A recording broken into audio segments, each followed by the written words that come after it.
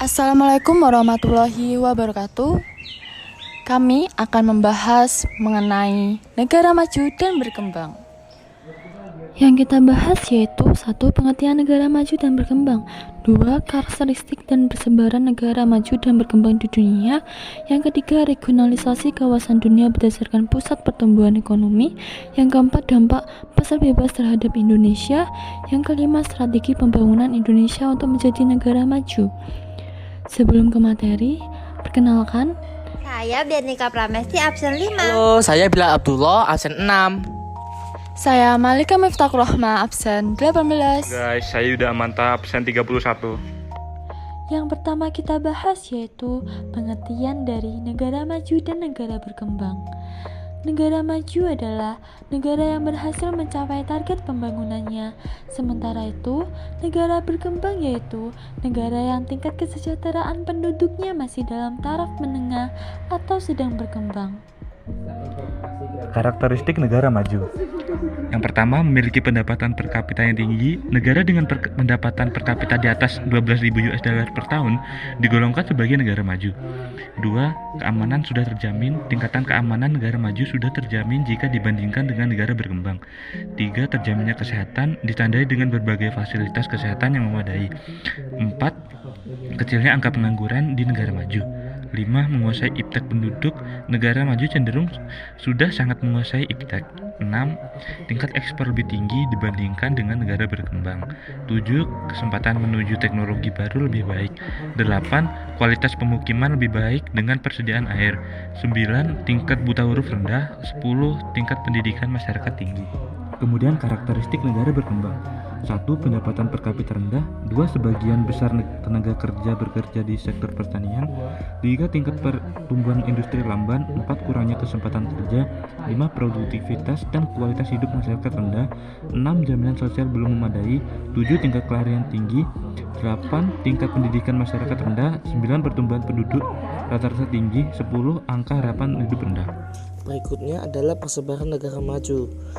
Persebaran negara maju yaitu yang pertama ada di benua Eropa, termasuk Austria, Jerman, Belanda, Belgia, Yunani, Portugal, Denmark, Irlandia, Spanyol, Finlandia, Italia, Swedia, Prancis, Luxembourg, Inggris, Andorra, Norwegia, Islandia, San Marino, Liechtenstein, Swiss, Monaco, dan Vatikan. Yang di benua Asia yaitu adalah Jepang, Singapura, Korea Selatan, dan juga Taiwan. Yang ketiga yaitu ada di benua Amerika, termasuk Amerika Serikat dan juga Kanada. Dan di benua Australia dan Oceania terdapat Australia dan juga New Zealand. Selanjutnya adalah persebaran negara berkembang. Yang pertama yaitu ada di benua Asia, terdapat Afghanistan, Saudi Arabia, Bahrain, Irak, Israel, Kuwait, Lebanon, Oman, Palestina, dan Qatar. Dan di benua Amerika terdapat Belize, Dominika, El Salvador, Grenada, Guatemala, Haiti, Honduras, Kepulauan Bahama, Costa Rica, Kuba, dan Meksiko. Dan di benua Eropa terdapat Albania, Azerbaijan, Bosnia, Bulgaria, Belarusia, Georgia, Kroasia, Kosovo, Latvia, Lituania, Makedonia, Montenegro, Ukraina, Moldova, Polandia, Rumania, dan Serbia.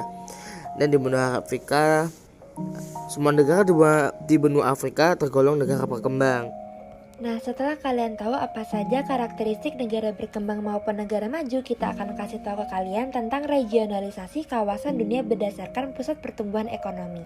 Yang pertama itu ada Masyarakat Ekonomi Eropa atau disingkatnya MEE. MEE adalah organisasi kawasan yang bertujuan menyatukan ekonomi negara-negara anggotanya yang terdiri dari 27 negara di tahun 2023 ini. Salah satu tujuannya untuk memajukan perdagangan dan menjamin adanya persaingan bebas serta keseimbangan perdagangan antar negara anggota. Lalu yang kedua ada ASEAN Free Trade Area atau disingkatnya AFTA.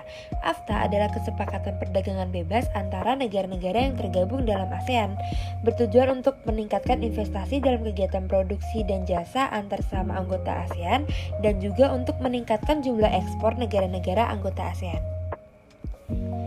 Lalu yang ketiga ada Asia Pacific Economic Cooperation atau disingkatnya APEC. Kerjasama Ekonomi Asia Pasifik adalah forum ekonomi 21 negara di lingkar atau kawasan Pasifik yang bertujuan untuk mengukuhkan pertumbuhan ekonomi, mempererat komunitas, dan mendorong perdagangan bebas di seluruh kawasan Asia Pasifik. Lalu yang terakhir ada North American Free Trade Agreement atau disingkatnya NAFTA. NAFTA merupakan perjanjian perdagangan bebas negara-negara di kawasan Amerika Utara yang terdiri atas Kanada, Amerika Serikat, dan Meksiko. Salah satu tujuannya yaitu meningkatkan kegiatan ekonomi para anggota dengan penghapusan tarif dan non-tarif serta standarisasi barang-barang yang diperdagangkan. Lalu, terdapat kerjasama antara negara maju dan negara berkembang di dunia. Kerjasama antar negara juga menjadi perhatian dalam geografi. Kerjasama antara negara adalah hubungan antara suatu negara dan negara lain melalui kesepakatan untuk mencapai tujuan tertentu. Hubungan kerjasama antara negara maju dan negara berkembang dalam pembangunan perekonomian dunia antara lain dilakukan dengan cara seperti berikut. Negara maju menanamkan investasi di negara berkembang dan kerjasama tersebut keuntungan dapat dinikmati oleh kedua belah pihak. Negara penerima investasi biasanya akan mendapatkan keuntungan dari penerimaan pajak, pembangunan, dan pembagian keuntungan dari hasil produksi. Sedangkan negara pemberian modal dapat terpenuhi kebutuhan nasionalnya. Pada umumnya, negara maju memiliki teknologi yang modern, tetapi sumber daya alam mereka yang terbatas. Sementara itu, negara yang sedang berkembang terbatas dalam kemajuan teknologi, namun memiliki sumber daya alam yang melimpah. Negara maju akan mengimpor bahan mentah dari negara-negara yang sedang berkembang. Kemudian dengan teknologi diolah menjadi barang jadi dari negara maju dan dijual kembali ke negara yang sedang berkembang, digunakan untuk memenuhi kebutuhan nasionalnya sendiri.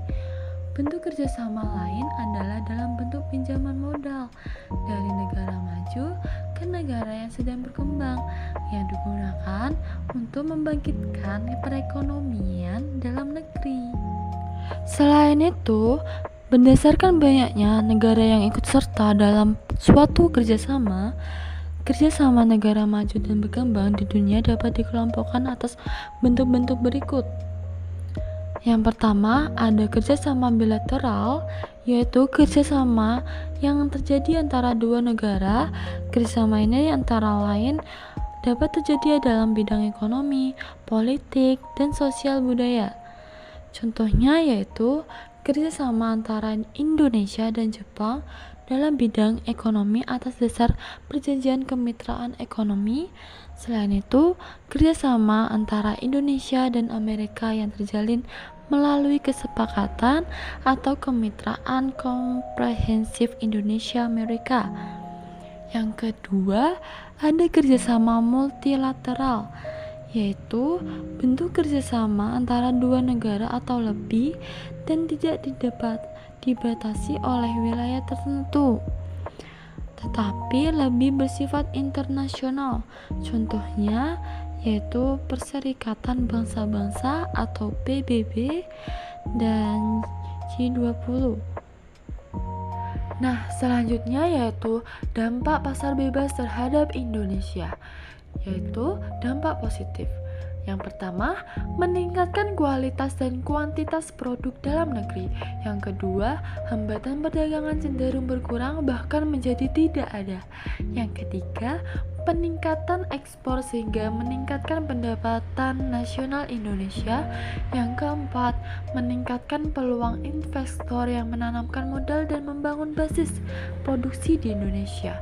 Yang kelima, menambah devisa negara melalui biaya masuk dan biaya lain atas ekspor dan impor. Berikutnya, ada dampak negatif dari pasar bebas, yaitu produk dalam negeri cenderung kalah bersaing dengan masuknya barang-barang luar negeri yang lebih murah dan berkualitas. Yang kedua, bertambahnya kemungkinan eksploitasi sumber daya alam oleh perusahaan. Yang ketiga, munculnya ketergantungan terhadap negara maju. Yang keempat, bila tidak mampu bersaing, akan berdampak pada menurunnya pertumbuhan ekonomi negara dan meningkatnya jumlah pengangguran. Yang kelima, munculnya sifat konsumerisme. Selanjutnya yaitu adalah strategi pembangunan Indonesia untuk menjadi negara maju. Yang pertama yaitu Indonesia mandiri, maju, adil, dan makmur. Indonesia yang mandiri, maju, adil, dan makmur ini merupakan visi pembangunan nasional tahun 2005 sampai 2025. Hal ini dapat kita temukan dalam visi dan arah pembangunan jangka panjang yang disingkat PJP tahun 2005 sampai 2025. Misi pembangunan nasional ini harus dapat diukur untuk dapat mengetahui tingkat kemandirian, kemajuan, keadilan, dan kemakmuran yang ingin dicapai. Yang kedua, yaitu adalah 8 misi pembangunan nasional. Visi pembangunan nasional diwujudkan melalui 8 misi pembangunan nasional yang seperti berikut ini, yaitu yang pertama adalah mewujudkan masyarakat berakhlak mulia, bermoral, beretika, berbudaya, dan beradab berdasarkan falsafah Pancasila. Yang kedua yaitu mewujudkan bangsa yang berdaya saing. Yang ketiga mewujudkan masyarakat demokratis berlandaskan hukum. Keempat mewujudkan Indonesia aman, damai, dan bersatu. Yang kelima mewujudkan pemerataan pembangunan dan berkeadilan. Yang keenam yaitu mewujudkan Indonesia asri dan lestari. Yang ketujuh mewujudkan Indonesia berperan penting dalam pergaulan dunia internasional. Dan yang kedelapan yaitu adalah mewujudkan Indonesia menjadi negara kepulauan yang mandiri, maju, kuat, dan berbasis kepentingan nasional. Yaitu adalah 8 misi pembangunan nasional. Visi pembangunan nasional diwujudkan melalui 8 misi pembangunan nasional yang seperti berikut ini, yaitu yang pertama adalah mewujudkan masyarakat berakhlak mulia, bermoral, beretika, berbudaya, dan beradab berdasarkan falsafah Pancasila. Yang kedua yaitu mewujudkan bangsa yang berdaya saing. Yang ketiga mewujudkan masyarakat demokratis berlandaskan hukum. Keempat mewujudkan Indonesia aman, damai, dan bersatu. Yang kelima mewujudkan pemerataan pembangunan dan berkeadilan. Yang keenam yaitu mewujudkan Indonesia asri dan lestari. Yang ketujuh mewujudkan Indonesia berperan penting dalam pergaulan dunia internasional. Dan yang kedelapan yaitu adalah mewujudkan Indonesia menjadi negara kepulauan yang mandiri, maju, kuat, dan berbasis kepentingan nasional. Sekian dari kelompok 6. Kurang lebihnya mohon maaf. Wassalamualaikum warahmatullahi wabarakatuh.